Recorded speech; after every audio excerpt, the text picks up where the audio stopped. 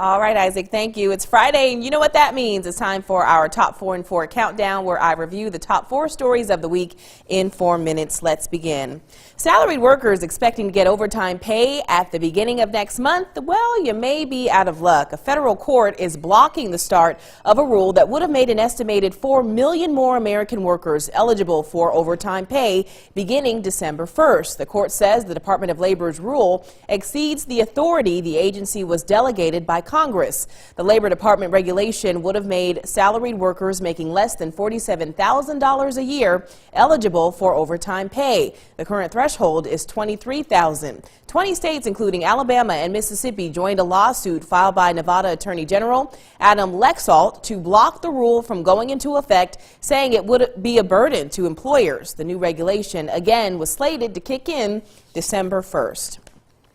Up next, headline number 3, the shootings of police officers in Texas and Missouri on Sunday were the latest in what law enforcement officials say is an alarming spike in ambush-style attacks. 1/3 of police officers shot to death on the job this year were purposefully targeted by their assailant. According to the National Law Enforcement Officers Memorial Fund, the San Antonio detective was writing a traffic ticket in his squad car Sunday morning outside police headquarters when he was shot to death. A St. Louis police sergeant who was shot twice in the face Sunday evening while he sat in traffic in a marked police vehicle is expected to survive. Police officers were also shot and injured during traffic stops in Florida and Missouri on Sunday night, but authorities have not suggested those were targeted attacks. Departments around the country are doing everything from pairing up officers to installing new technology on cruisers in an effort to keep officers safe. Other departments are installing sensors on squad cars that can alert officers when someone approaches.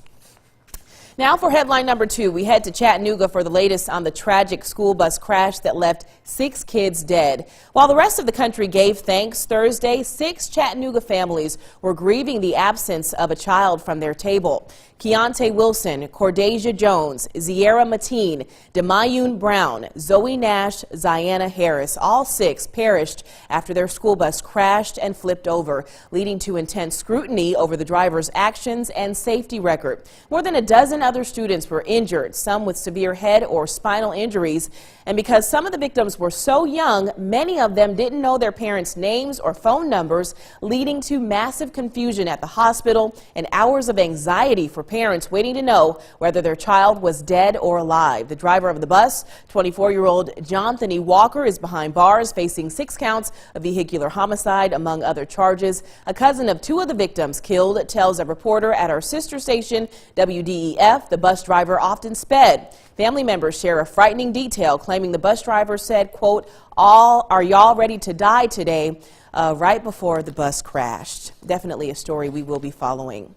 Now for a little fun, headline number 1. An interesting study is shedding new light on just how divisive Americans are, even when it comes to shopping. A divisive election that left half the country deflated and the other half rejuvenated could reverberate through the holiday shopping season. Some retailers say they have seen a surge in feel-good items such as spa treatments, candles, and comfort food, while executives at some major retailers like Walmart, Target, and Macy's have said there's no discernible shift yet. The divide could play out into the hands of retailers who customize goods to cater to increasingly fragmented tastes. The director of research at consumer research group Macro Savvy LLC says while some people might drive an election boost, there are going to be others that will hold back. He says the winners and losers are going to be divided by category, by store, by different parts of the country.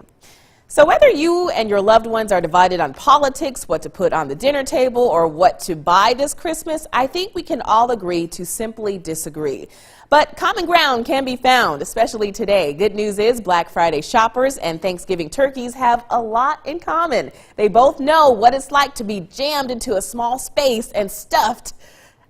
Be sure to join me next week. I'm sorry, that's a horrible joke. Oh, really corny, but be sure to join me next week. I'll be counting down a new list of interesting stories and headlines that everyone is talking about. On that note, we'll be right back.